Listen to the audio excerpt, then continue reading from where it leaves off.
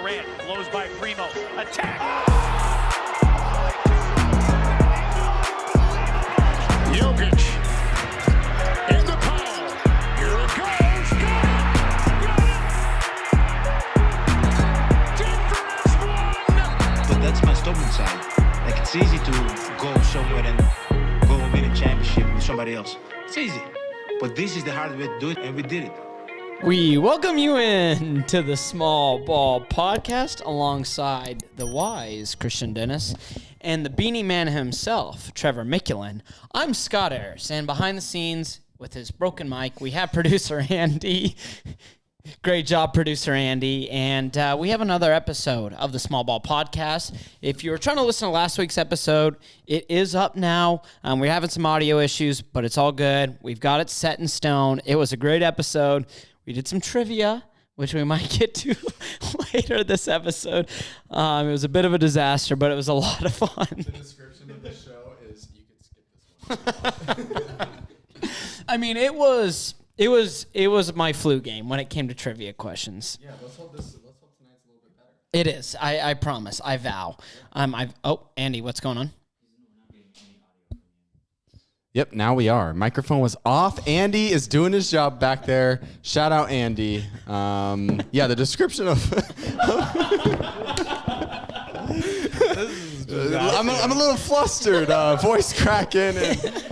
And was my mic it's on? The beanie. This guy put on a beanie for one pot. He loses it. Was my mic on for that voice crack? Yeah? No? Okay, good. The description of last week's episode is you could skip this one if you want. So that's what I said. Anyways, let's continue on. Let's continue on. You know, I thought I hit a low, but it's good to be here with you, Trev. And guys, two guys who have not hit a low, De'Aaron Fox and Tyrese Haliburton, former teammates, were named Players of the Week from their performances last week. I know that makes you guys both very happy. Yeah, I feel like, it was really tough seeing Tyrese leave. But the fact that Tyrese leaving let De'Aaron Fox kind of get into his ways that we saw flashes of before Tyrese has been really awesome to see him be unlocked. And you know what? I think it's almost safe to say that Tyrese Haliburton Sabonis trade has really been kind of a win-win for both teams. The Pacers now are on their way for their 5th win in a row. The Kings have won 6 in a row. And so it's just awesome to see two teams just kind of thrive. Yeah, and they're both putting up such good numbers. Tyrese Haliburton had himself a week, and it's more than just the numbers for both of them. Like, they are both showing incredible leadership.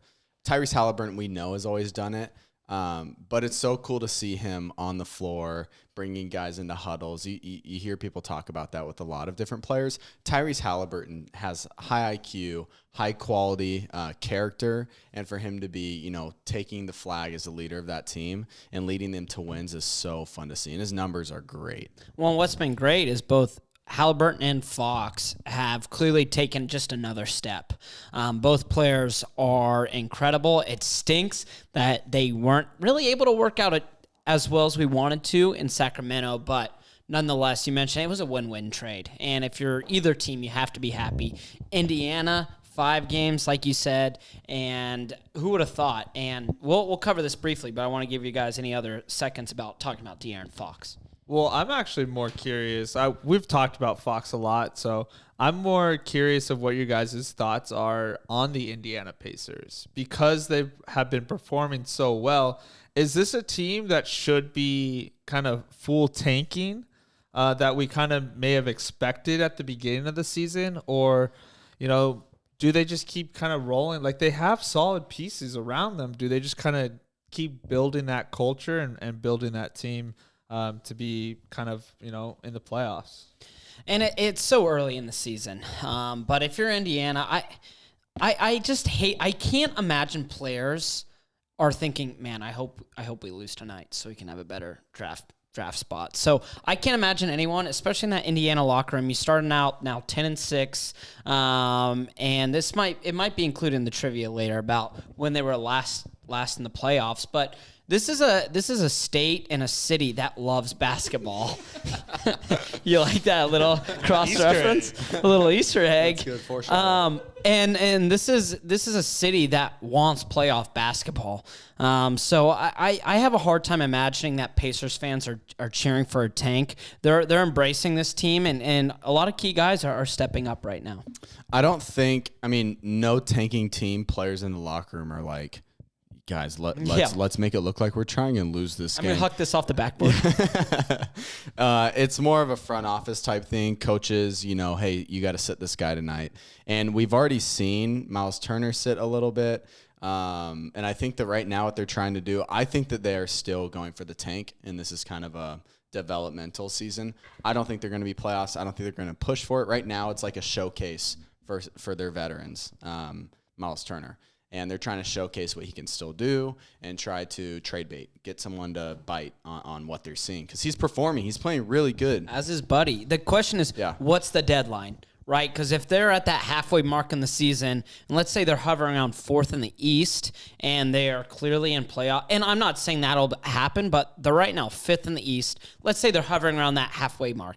At what point do you say, we've got to make a trade or we've got to roll with our pieces? Yeah, I don't know. I mean, with a guy like Tyrese Haliburton at the head of your team, he is going to do everything in his power to get wins every single night. Yep. And if you're trying to tank, that's going to get super annoying. Yeah. So it's like Tyrese Haliburton's your top guy. We'll see what happens. I don't think they're going to be hovering.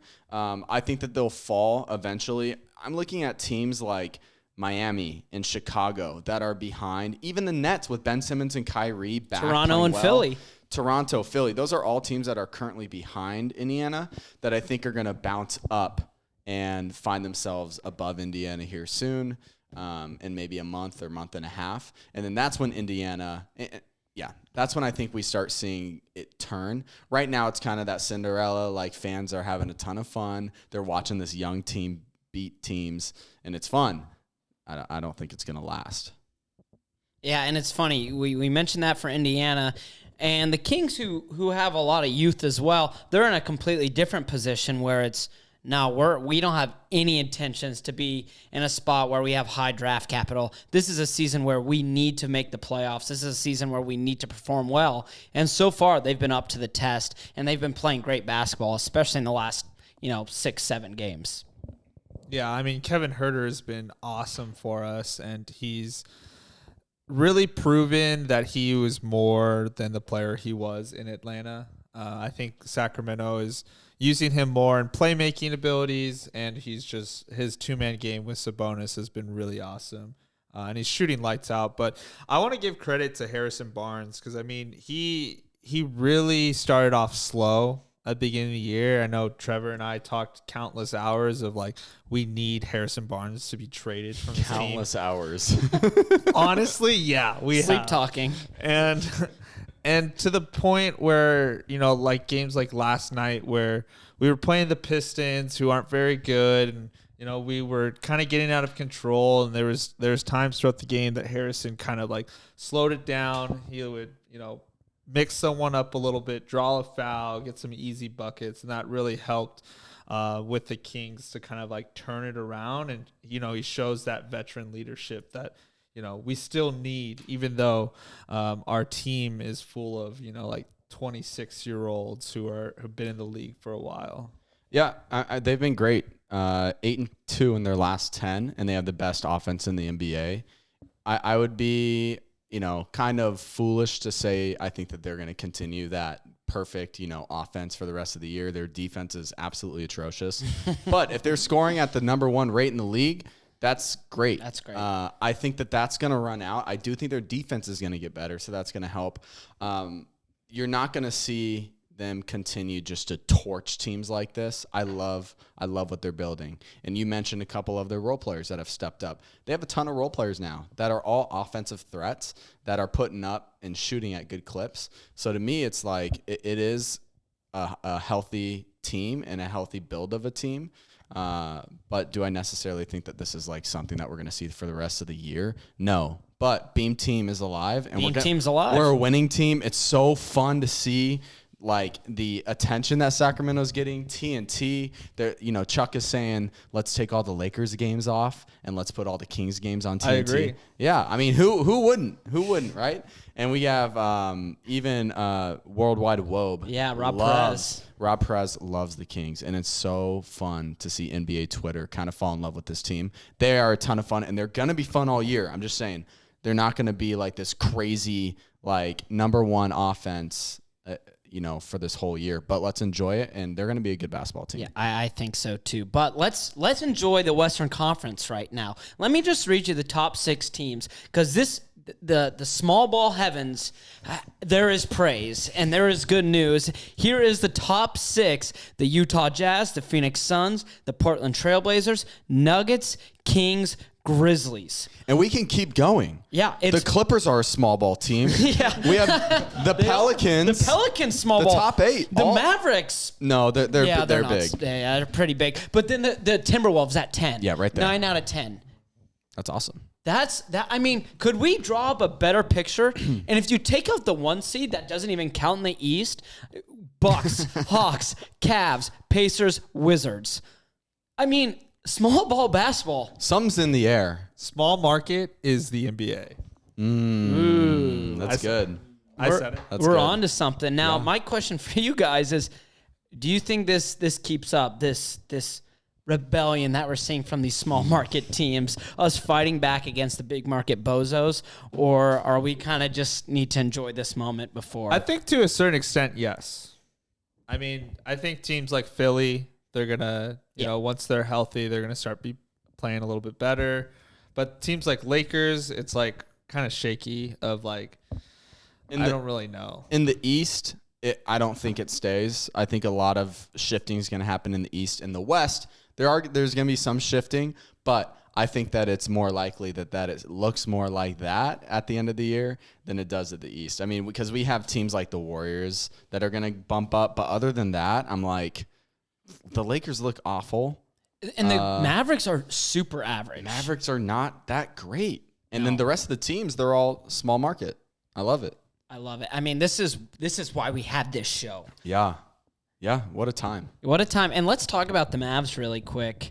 Luka Doncic, he's Luka, but the rest of the team is, quite frankly, unimpressive. Christian Wood played 17 minutes in their loss against Denver. He just really isn't as involved as we thought he would. In a loss against Denver where they didn't have Aaron Gordon, Nikola Jokic, or Jamal Murray. garbage. That is a bad loss for Dallas. Garbage.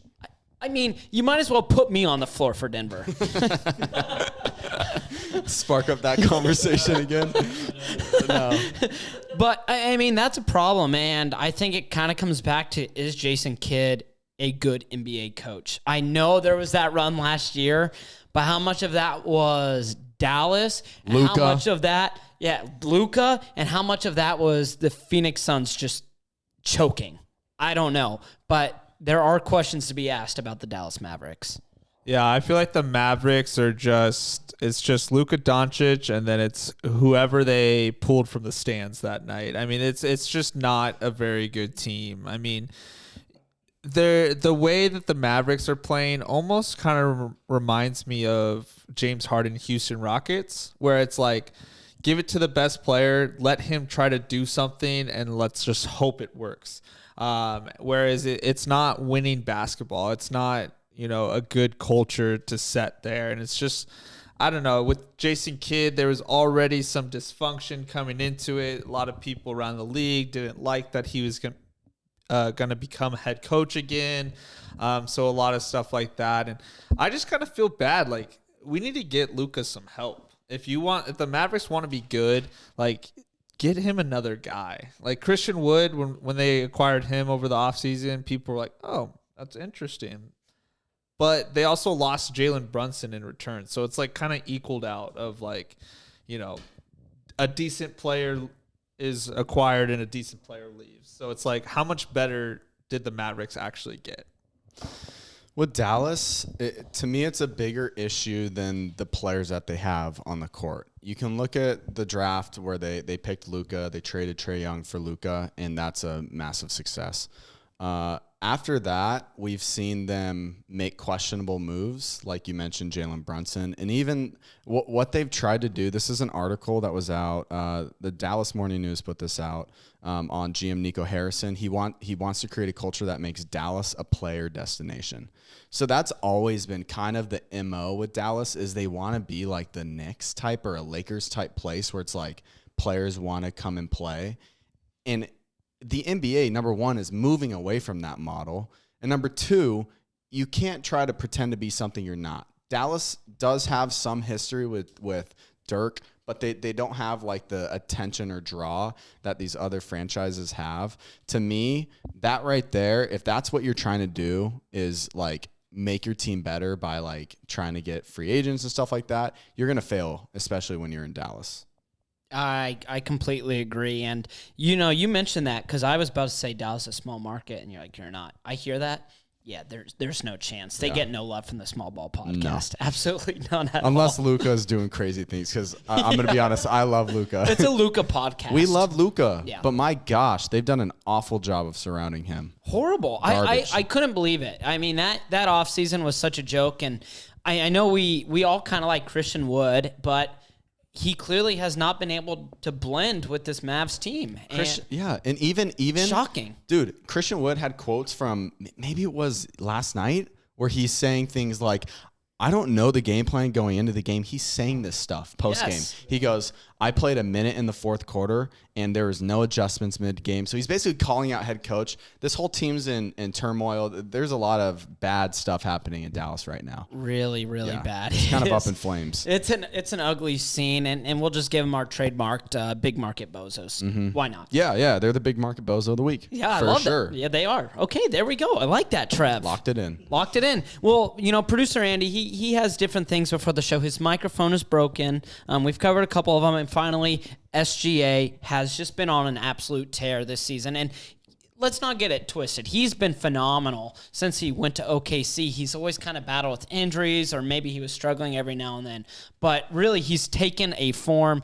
SGA averaging 31 points per game, 4 rebounds per game, and 6 assists per game. Guys, we have to give some love to SGA and OKC. Chet being gone, SGA is just kind of putting the team on his back. If they're a winning team, in my opinion, he's a top 2 MVP candidate right now. Love it. With Steph being number 1. Steph Curry has been balling. SGA has been absolutely incredible. Look at the box score every single game. He's putting up crazy numbers. He's been absolutely silly this season. He's been a silly boy. He's Stop being such a silly goose. He's just silly out there. He is making me turn on OKC Thunder games just to see him play, and he does whatever he wants on the court. He honestly, it looks like he's trying moves for the first time, and they're just working. It's incredible. He's just like too good, and it's like, what are we watching right now? Are we watching like the next guy? Does SGA listen to the Small Ball Podcast? Because if you recall, say it. Yeah, he had to, because we did the Thunder episode. We did, where I talked about SGA and Lou Dort. But specifically with SGA, the challenge to him was, dude, you've always kind of been on that fringe all-star. Like this season, can you become that all-star? That's the question. We have a reel up too of that. He has done it, and he's balling. He's been so good. Andy, we're going to clip that. We're going to clip back from the old OKC video, and then we're going to put this segment in because you called it out. And not only that, OKC has one less win than Golden State. I mean, that shows you the significance of SGA. Will they finish with one less win at the end of the season? No. But SGA has been phenomenal around a supporting cast that is not very good. When you compare, just quick on Steph Curry. Yeah, please. Sorry, Christian, I saw you had something to say. When you compare, what? Nothing. I'm listening. When you compare what? When you compare Steph Curry's unanimous MVP numbers through the first however many games we're into the season right now, 10 or whatever, 15? We're 15 games into the season? Yeah. Oh, yeah. Oh, wow. Okay, when you compare those numbers to this season's numbers are like significantly better, which is kind of crazy. Anyways, Steph Curry's that guy. Oh, I thought you were still talking about SGA for a second. I was gonna say that, this is a message to all the big market sports teams Tell 'em, out there. Christian. The Knicks, the Raptors, Get him. whoever out there who wants to trade for SGA, he's not for sale. Nope. OKC does not want to trade him. No. So stop asking. Stop it. Yeah, New York, as soon as there's a guy from a small market that's like popping off, oh my gosh, the Knicks are interested in trading for SGA. And they'll do whatever it takes We'll to give get you him. whatever it takes. We'll give you RJ Barrett and Obi Toppin. And 17 first-round picks. Yeah, it's awful. New York, go home. Go home. Hang up the phone. He's our guy. Hang up the phone and watch Obi Toppin throw up bricks and Julius Randle walk around like he hates the sport of basketball. SGA is a small market guy. Yes. He's not going, hey, way to mention Toronto as a big market. Yeah, because Toronto fans told us that they are a big market. So get this. We did a segment on Toronto because here in the States, we don't hear about the Raptors a We ton. want to give the Raptors love. We want to give them love. We're just. I love OG. So here's the thing. We do a segment on Toronto when we were first starting this show. Yeah. And Toronto fans They came at our at our throat. comments and were attacking us, saying, we're not small ball. Get us off your lowly platform. We don't want to be associated with the small market teams. And so And look at your team now. All Yeah. your guys are injured because you hate us. We And cursed we you. loved you. Small ball has cursed the Toronto Raptors until you claim that you are a small market. Canada's a small tier country. Canada is a small market. Oh my gosh, that's genius. So in this episode, we've cursed the Toronto Raptors. Yeah. We've claimed SGA as our own. Yep. And we've talked about, two of our favorite players, Tyrese Haliburton and De'Aaron Fox. I would say that's a pretty good start. Do you know what would make this episode even better? Lay it on me. It's that time for small ball trivia. oh boy. Now, if you guys recall, in our last trivia episode, we had some hiccups. And by hiccups, I might have made questions that were just a little too difficult. They're the craziest things I've ever heard. And I recognize that. But on this episode, I feel good. I've gone a little more modern approach while also finding a question that you both might know the answer to. Are you guys ready for trivia? I knew who Linus Kleza is, so I'm ready for all trivia. Yeah, I'm ready. That's true. Does Christian's win count from last week? It counts. Yes, because if yours counts, then mine counts. I did check the scorekeeper. It is 1-1 Okay. in trivia. It's week 3 of trivia. I was hoping to go undefeated all season. And week 3 starts right now. We talked about the Indiana Pacers. Tyrese Haliburton. Oh, you already answered. Okay, what's the answer, Christian? 2015. That is incorrect. So you don't get to answer. Yeah, Trevor gets to guess. That's what you get. Go. When was the last time the Indiana Pacers made the playoffs? And bonus point if you can guess who their leading scorer was in those playoffs. Quick question. Does play-in count? Play-in does not count. They were a playoff team. They played in the playoffs. 2017. That is incorrect. 2016. It is more recent than you guys think. 2020. It was the 2019-2020 Yep. season when they were in the bubble. Can you guys tell me who the leading scorer was? You guys should know this. No. I'm still answering. It's a dual question. Oh, it's, was it's, it- it was it's it was TJ Warren. It is TJ Warren. So, with that, Andy, look at the score. It's 1-1.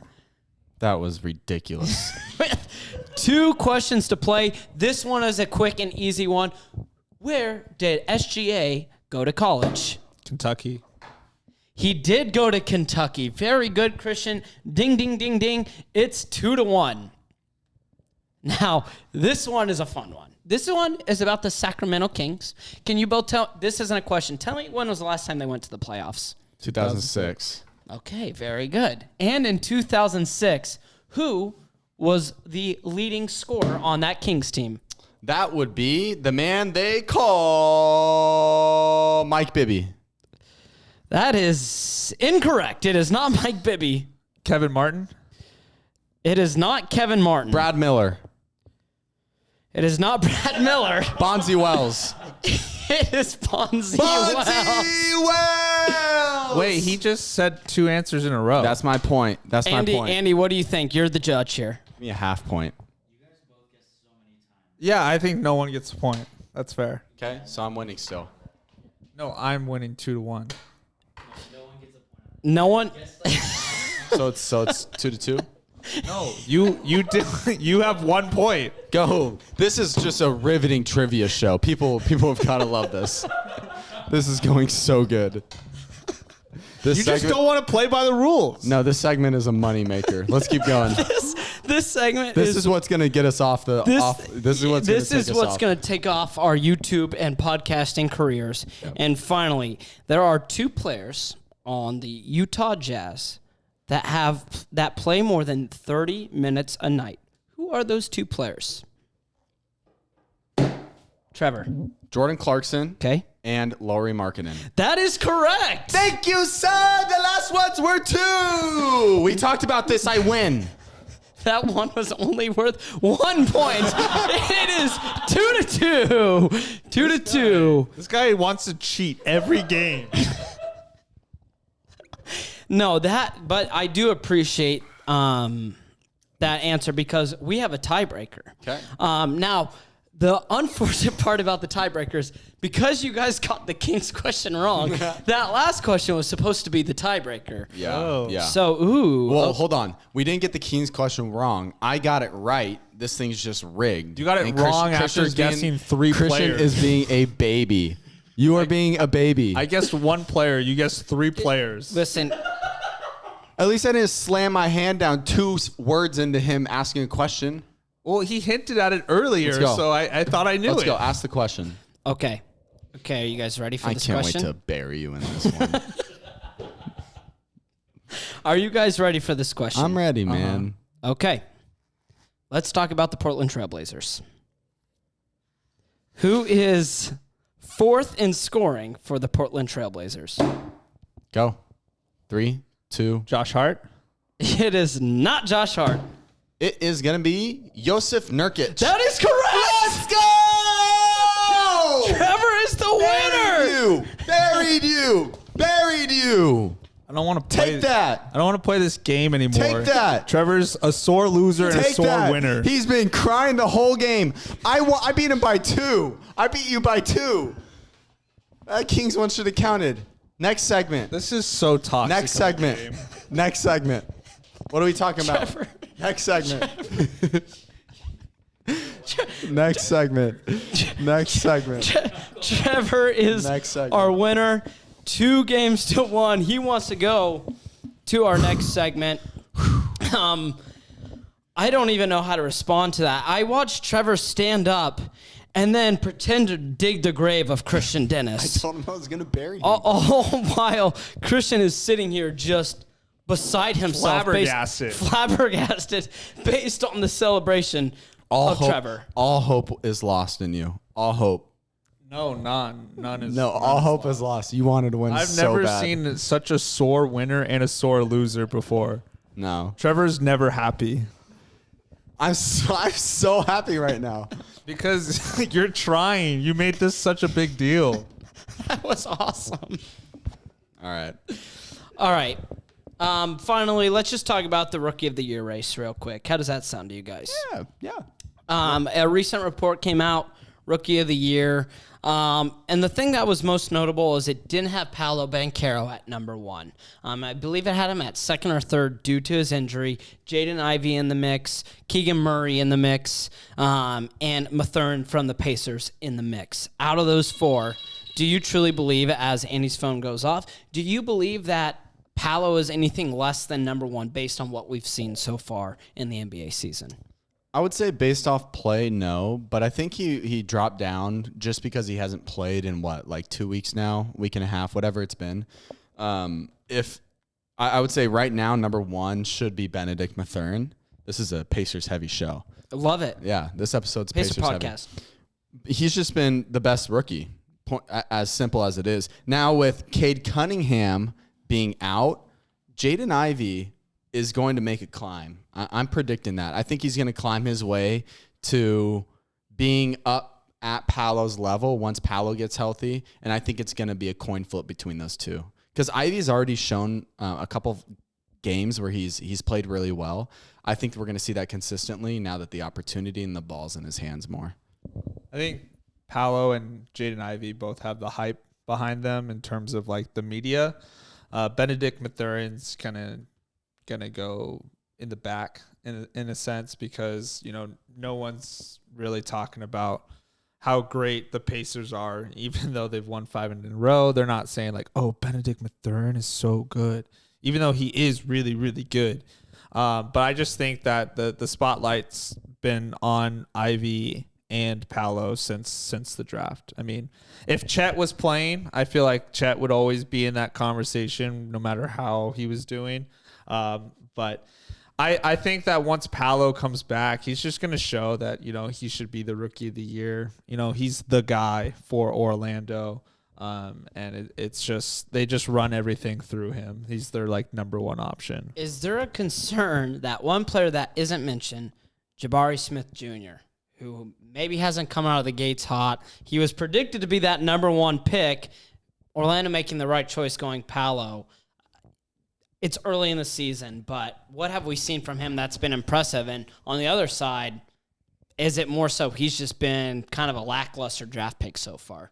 I think that Jabari is going to come on slowly. I mean, last night he had 22 points. He looked pretty good. I think, just getting used to the NBA system. I also I don't know, the Rockets are just such a weird team to me because it's like they have all these young players that they want to give the ball to and let them work. But it's I don't know if they haven't found the balance yet or what, or if maybe Jabari just kind of started off slow. I think he's still going to be really good. I don't know. Him and Keegan probably are going to go back and forth of having really good games and then kind of struggling a little bit. So he's still going to be in the conversation, just probably never at the he is the rookie of the year. Yeah, I don't think he's going to be in the conversation. I think he's just going to kind of hover below the radar. He's having an okay year. He scored 22 yesterday, and he's always kind of hovering around a double-double. With 10 and 7 on the season. Yeah, so he's up there. But, yeah, I think that's kind of going to be his niche is just rebounding and spot-up shooting for this season, for sure. He's not going to be anything more than that. And the thing is with these other teams, they don't really have anyone else that's going to – and the specialty of those two players, let's just look at Ivy and Paolo, is they're going to be ball-dominant guys that are going to do highlights and score a lot. And in Houston, Jabari doesn't need to, and he doesn't have the ability to be quite honest with you. And that's okay. Not all players are built that way. He can excel in other areas, but that's Jalen Green's job. Yeah, I completely agree. And it's, like you mentioned, different scenarios, especially with Cunningham being out. What'll be interesting with Ivy is efficiency. He had a great bounce-back game against the Kings, but before that, he shot poorly from the field and from three. That's going to be kind of one of those big things, especially for voters. It's just how efficiently are you scoring? Because he'll score probably 20-plus a night. How is he doing it, though, will be the big question, and is he effective? But, guys, that wraps up another wonderful show. So for our great producer, Andy, who is behind the scenes per usual, the man, the myth, the legend, who had a voice crack and a microphone turn off, but he bounced back. He wins a game show. It's Trevor Mickelin. And finally, the one true king, Christian Dennis. I'm Scott Harris. We say so long for now, and we will see you next week. And since I'm in D.C., call me Himi Kata. Hey, thanks for watching. Before you leave, make sure you like and subscribe. We're the only NBA show that focuses only on covering small to mid-market teams. Make sure you follow us on Instagram at Small Ball Podcast. Have a great day.